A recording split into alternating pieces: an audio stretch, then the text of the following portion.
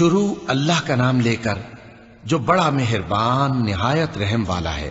الف لام میم۔ اس میں کچھ شک نہیں کہ اس کتاب کا نازل کیا جانا تمام جہانوں کے پروردگار کی طرف سے ہے۔ کیا یہ لوگ یہ کہتے ہیں کہ پیغمبر نے اس کو از خود بنا لیا ہے؟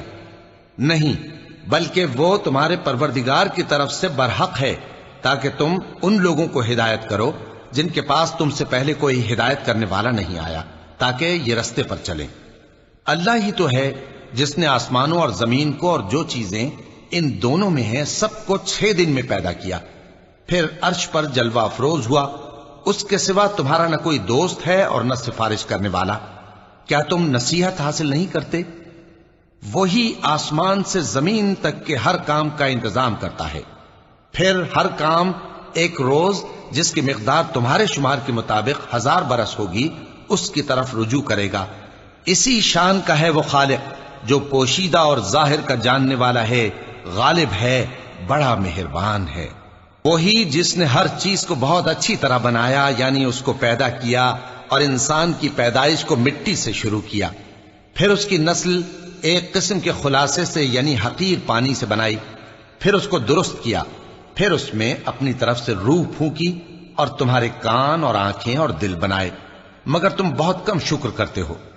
اور کہنے لگے کہ جب ہم زمین میں ملیا میٹ ہو جائیں گے تو کیا اثر نو پیدا ہوں گے؟ حقیقت یہ ہے کہ یہ لوگ اپنے پروردگار کے سامنے جانے ہی کے قائل نہیں۔ کہہ دو کہ موت کا فرشتہ جو تم پر مقرر کیا گیا ہے تمہاری روحیں قبض کر لیتا ہے، پھر تم اپنے پروردگار کی طرف لوٹائے جاؤ گے، اور تم تعجب کرو جب دیکھو کہ گناہگار اپنے پروردگار کے سامنے سر جھکائے ہوں گے اور کہیں گے کہ اے ہمارے پروردگار، ہم نے دیکھ لیا اور سن لیا، تو ہم کو دنیا میں واپس بھیج دے کہ نیک عمل کریں، بے شک ہم یقین کرنے والے ہیں۔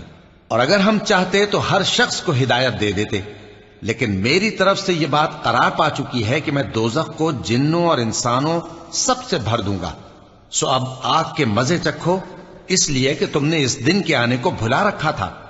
آج ہم نے بھی تمہیں بھلا دیا ہے، اور جو کام تم کرتے تھے ان کی سزا میں ہمیشہ کے عذاب کے مزے چکتے رہو۔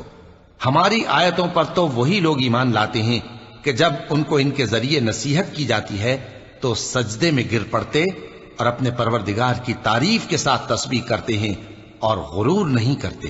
ان کے پہلو بچھونوں سے الگ رہتے ہیں، اس حال میں کہ وہ اپنے پروردگار کو خوف اور امید سے پکارتے اور جو کچھ ہم نے ان کو دیا ہے اس میں سے خرچ کرتے ہیں۔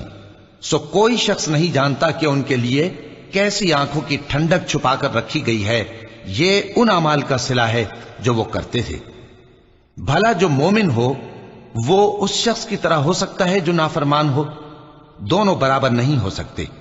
جو لوگ ایمان لائے اور نیک عمل کرتے رہے ان کے رہنے کے لیے باغ ہیں، یہ مہمانی ان کاموں کی جزا ہے جو وہ کرتے تھے، اور جنہوں نے نافرمانی کی ان کے رہنے کے لیے دوزخ ہے، جب چاہیں گے کہ اس میں سے نکل جائیں تو اس میں لوٹا دیے جائیں گے، اور ان سے کہا جائے گا کہ جس دوزخ کے عذاب کو تم جھوٹ سمجھتے تھے اس کے مزے چکھو، اور ہم ان کو قیامت کے بڑے عذاب سے پہلے دنیا کے عذاب کا بھی مزہ چکھائیں گے، شاید وہ ہماری طرف لوٹ آئیں۔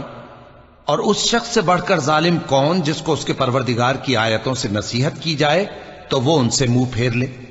ہم گناہگاروں سے ضرور بدلہ لینے والے ہیں، اور ہم نے موسیٰ کو کتاب دی تو تم ان سے ملاقات ہونے سے متعلق شک میں نہ ہونا، اور ہم نے اس کتاب کو بنی اسرائیل کے لیے ذریعہ ہدایت بنایا تھا، اور ان میں سے ہم نے پیشوا بنائے تھے جو ہمارے حکم سے ہدایت کیا کرتے تھے، جبکہ وہ صبر بھی کرتے تھے اور وہ ہماری آیتوں پر یقین رکھتے تھے۔ بلا شبہ تمہارا پروردگار ہی ان میں جن باتوں میں وہ اختلاف کرتے تھے قیامت کے روز فیصلہ کر دے گا۔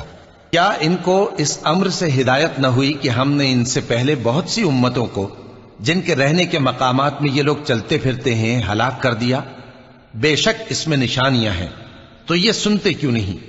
کیا انہوں نے نہیں دیکھا کہ ہم بنجر زمین کی طرف پانی رواں کرتے ہیں، پھر اس سے کھیتی پیدا کرتے ہیں جس میں سے ان کے چوپائے بھی کھاتے ہیں اور یہ خود بھی کھاتے ہیں؟ تو یہ دیکھتے کیوں نہیں؟